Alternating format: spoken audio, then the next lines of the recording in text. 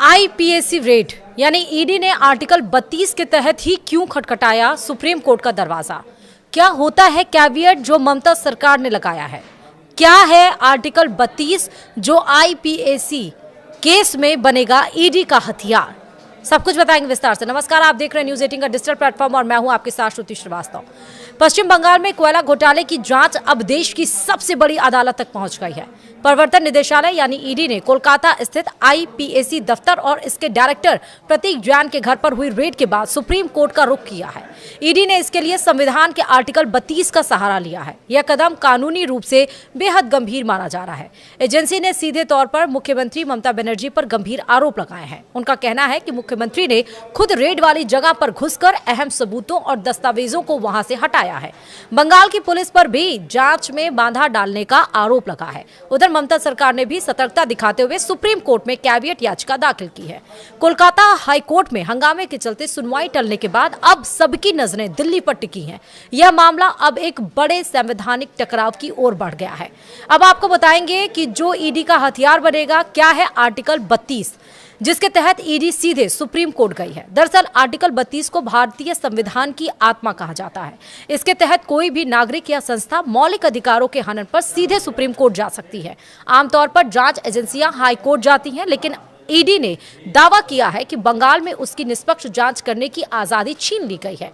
Agency का कहना है कि राज्य की मशीनरी ने कानून का उल्लंघन किया है। पुलिस ने ईडी अधिकारियों को उनकी शक्ति का उपयोग करने से रोका है। यह संवैधानिक अधिकारों के हनन का मामला बन गया है। इसलिए ईडी ने सीधे दिल्ली स्थित शीर्ष अदालत से न्याय की गुहार लगाई है।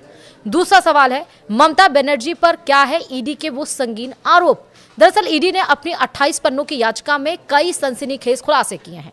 एजेंसी का दावा है कि प्रतीक जैन के घर पर रेड के दरमियान ममता बनर्जी वहां पहुंची थी। आरोप है कि उन्होंने वहां से कई महत्वपूर्ण इलेक्ट्रॉनिक डिवाइस और कागज अपने कब्जे में लिए।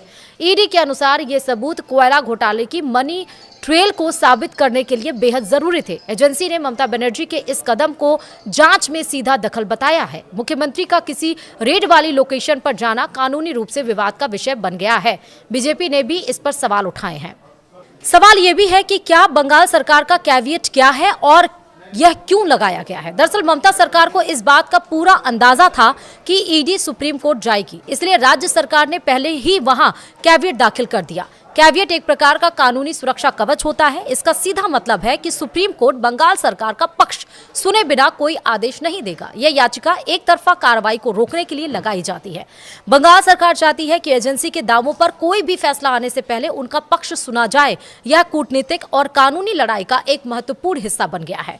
वहीं सवाल यह भी है कि आईपैक और कोयला घोटाले का आपस में क्या है कनेक्शन? दरअसल कोयला घोटाले की जांच के दरमियान करोड़ों रुपए की मनी लॉन्ड्रिंग का पता चला है। जांच एजेंसी का दावा है कि घोटाले की बड़ी रकम एक विशेष कोल कंपनी को भेजी गई। यह कंपनी राजनीतिक सलाहकार फर्म आईपैक से जुड़ी बताई जा रही है। इसी लिंक को तलाशने के लिए ईडी ने प्रतीक जैन के ठिकानों पर छापेमारी की थी। बीजेपी ने सवाल उठाया है कि सरकारी दस्तावेज एक प्राइवेट एजेंसी के पास क्या कर रहे थे? क्या बंगाल के अफसर किसी प्राइवेट संस्था को रिपोर्ट कर रहे हैं? यह सवाल अब ममता सरकार के लिए गले की हड्डी बन गया है। वहीं हाई कोर्ट से सुप्रीम कोर्ट तक कैसे पहुंची है कानूनी जंग? ईडी सबसे पहले इस मामले को लेकर कोलकाता हाई कोर्ट गई थी। वहां एजेंसी ने पुलिस की भूमिका और मुख्यमंत्री के हस्तक्षेप की शिकायत की थी, लेकिन शुक्रवार को कोर्ट में वकीलों के भारी हंगामे के कारण माहौल खराब हो गया। इस हंगामे की वजह से हाई कोर्ट ने सुनवाई 14 जनवरी तक के लिए टाल दी। ईडी का मानना है कि जांच में हो रही देरी से सबूत नष्ट हो सकते हैं और इसी कारण एजेंसी को तत्काल सुप्रीम कोर्ट का दरवाजा खटखटाना पड़ा। अब मामला राज्य बनाम केंद्र की बड़ी लड़ाई में तब्दील हो चुका है। सवाल यह भी है क्या बंगाल में अब सीबीआई की एंट्री होगी और आगे क्या होगा?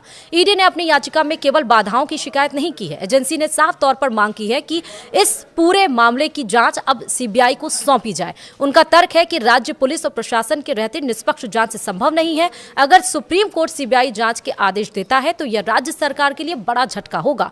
टीएमसी के सांसदों ने भी इस रेड के खिलाफ दिल्ली में प्रदर्शन किया है। आने वाले दिनों में यह विवाद सड़क से लेकर संसद और कोर्ट तक और अधिक गरमाने वाला है। वीडियो में इतना ही। नमस्कार।